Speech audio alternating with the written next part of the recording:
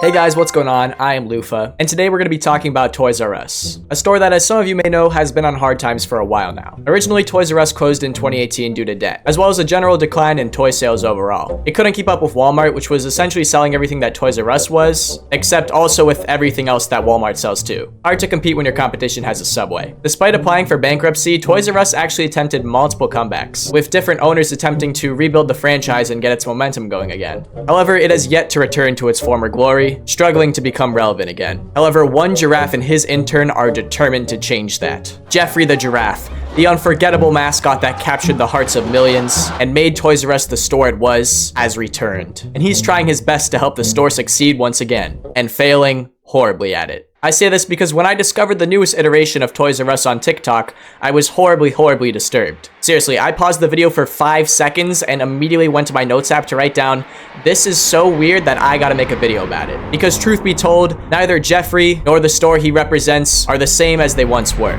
Debt, and I don't really want to make up rumors here, but drugs have changed the giraffe into something horrifying. You've heard of the backrooms, you've heard of Poppy Playtime, or you haven't because you're old. But this is scarier than any fictional IP I've ever seen.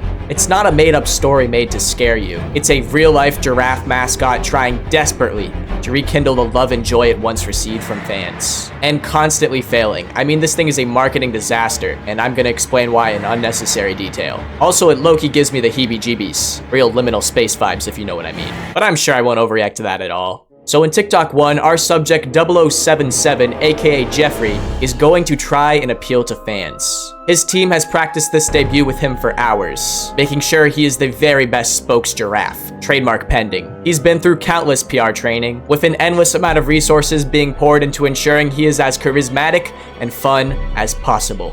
When you watch this TikTok, I want you to keep in mind everything that Jeff has been through. His company went bankrupt. He had to close his stores. He's probably on drugs. I don't know, I just heard it somewhere. He was outlasted by Chuck E. Cheese. Do you know the psychological damage that must do to somebody? Heard the boss is thinking of downsizing somebody. Good thing I've worked here for 100 years. Wait, I think he's talking now.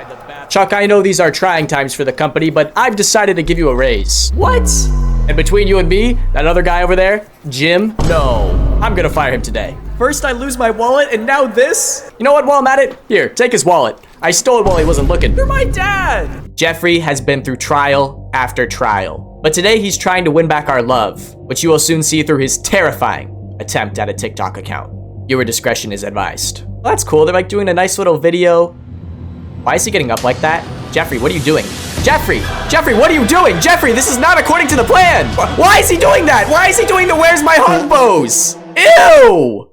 Disgusting! But I'm sure I won't overreact to that at all. Now, you might be saying, Lufa, you're only scared of this because you're not the target audience. Okay? You're old. Your days of being in the limelight are over. You're 19. That's ancient. This TikTok isn't about you. It's not for you. You can't just go into the Mario movie and then throw your popcorn at the screen when there's no Luigi's Negative Zone reference. First of all, I can. And I did. And second of all, I want to say that if a kid sees this, they're probably going to cry. And also, there's plenty of evidence that people my age, as well as older, actually are the target audience of this account. Seriously, we're actually the main target audience it's trying to appeal to. The reason I know this is because several of the TikToks on this account are trying to get my age demographic and higher interested in coming back. Think anyone who went to Toys R Us as a kid and hasn't been in a while. They only respond to those comments. Just so you know, we aren't kids anymore. We're too old, it's too late. Sorry, man, I'm not 9 anymore. The account frequently responds to comments like this, being all like, "Hey, we know you're old, but please come back. Think about how fun it would be to spend that college loan money on a couple new Lego Death Stars." Okay, so they're not saying that verbatim, but that's basically what they want. The worst part about these responses is that Jeffrey always uses that filter that puts your eyes and mouth on an object. It's just a personal pet peeve, but I detest this filter, especially when people put it on food and you can like see their mustache and like eye mucus like leaking through the filter. And they start like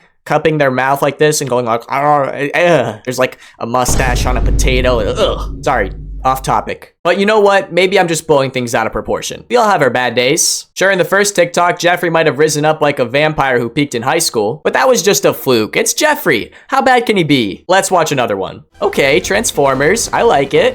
It's cool because they're like cars, but they turn into robots. All right, kind of a rave we got going on here. Fun fact, the robots can also turn back into cars. Okay, sick. I like that one, but Jeffrey wasn't even in it. I guess he was feeling bad about, the incident. So let's just find a new one and make sure Jeffrey gets that second chance.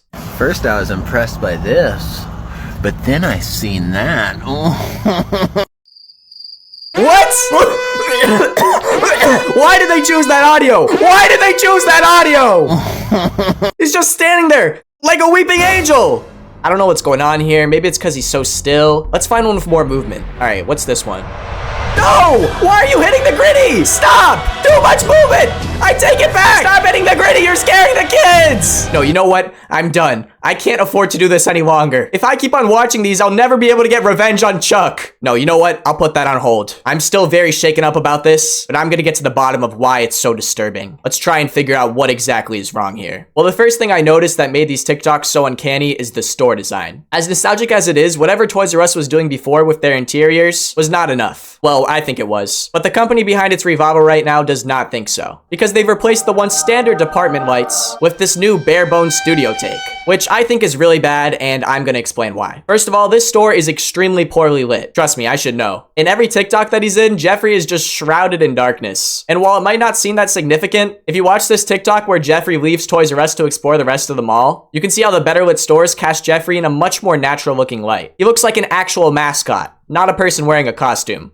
There's a big difference. And his yellow and orange palette really get to shine too. But the moment he returns back to his store at the end of the video, you can actually visibly see his store's lighting transition him in real time from this upgrade back to the shade we all know and fear. I'm guessing that with this approach, they're trying to be more sleek to adapt with modern times, but it just so turns out that modern design combined with nostalgic marketing does not mesh well. Instead of making them stand out, the lights make Jeffrey and the toys look lifeless. But that's not the only issue. The ceiling is also a problem. As you can see, if you block it out, the store kind of has that colorful and interesting look. But the moment that contrasts with the pitch black studio paint, it brings the whole store into this weird nebulous of half familiar and half unknown. Another reason why these look so weird to me is the angle at which they're filmed. The person filming Jeffrey is obviously going to be shorter, so they have to angle the phone up at him to capture his head. And since he's so tall, it causes the camera to almost capture more of the ceiling than the actual store. It reminded me of this one specific moment from the horror show, Don't Hug Me, I'm Scared, where in one episode, the camera falls over and reveals a puppet sitting up in the studio for a moment. This is scary because the illusion of the set is broken by the reality of its production. That makes sense for a horror show which is famous for being uncanny. They did that intentionally to be off-putting. But unfortunately, Toys R Us is accidentally doing the same thing with these videos, and just their store design in general. It looks unfinished, yet it's a store that's currently open for business. That's why I think it's so hard to make it look inviting when it really just looks abandoned. Speaking of which, the lack of employees and customers in these videos is one of the most detrimental parts of them. Not only does it look creepy, but it also just gives the impression that the store is no longer popular and just a shell of its former self. I think if they had more videos with people cashing out or interacting with Jeffrey in the background, the whole shopping experience would be much easier to sell. But instead, it's just Jeffrey posing with his own statue and stuffed animals over and over again. It's like, is it that hard to find an employee to high-five Jeffrey or something? Well, here's the twist. Though nearly every one of these TikToks only feature Jeffrey, there is one that shows him not just with a person, but with a full venue. To prove that he is indeed not short, the account responded to a comment with a video of Jeffrey standing amongst a crowd, and it looks just as bad as all the other videos. He's all the way down here instead of the center of the shot, so there's the angle problem again. And you can also see what I was talking about earlier with all the vents and wires being exposed in the ceiling. It's like he's staring down at the people, like an uncaring overlord, a metaphor for a deistic god, unwilling to interfere with the world below him. They wave,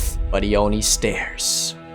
Okay, back to actual constructive talking points. Of course, the solution to most of these problems would be a more proactive approach to social media. Realize that just because it's TikTok doesn't mean you should take it less seriously than any other form of advertisement. Maybe put some more consideration into what you post, since most of your success relies on the next generation, as well as your former customers returning. It's also probably too late for this, but you gotta fix the design and lighting in these stores. Again, I know it's funny coming from me, but in my defense, I'm just using the leftover equipment I had from when I streamed. So it's pretty good for not having billions of dollars invested into my work. Unlike the current owners of Toys R Us who decided to put their budget into this design. But I'm tired of giving free advice to the company who sells $100 Lego sets you can build in 20 minutes. Instead, I have something to share with the people, specifically indie horror enthusiasts. This one's for you. Picture a gamer movie about a toy store that suffered bankruptcy and failure time and time again. The giraffe, Jeff Ryan, keeps on getting a chance to come back, only to be rejected by his former fans. Make it take place at night inside the store, as you're forced to watch the mascot wander around and lip sync to Ice Spice while hitting the gritty. You could even have a guy on the phone. He'd be like this super important character. You could call him like Blue guy. You could make a whole franchise out of this. Probably have a movie by fall. Oh wait, that's just Five Nights at Freddy's. I just pitched Five Nights at Freddy's. This is just like that wedding. Well, make it with a giraffe. That has unlimited horror potential. He's like tall and stuff. It's scary. You can walk into a door frame or something. I don't know. And if you do, let me on the voice acting team. I'll be Jeff Ryan. I was actually Jeffrey the Giraffe this entire video, but I bet you didn't know that. Now, if you'll excuse me, I've got a mouse to catch. I'm talking about Chuck E. Cheese. Really wraps the video together, right? Comment if you would play that game, and thanks for watching. I'm Lufa. I'm actually trying to fund some better lighting, so hit me up if you want me to voice act in anything. I can do giraffes, people that sound like giraffes, zebras. We're gonna start at 7,000 a line.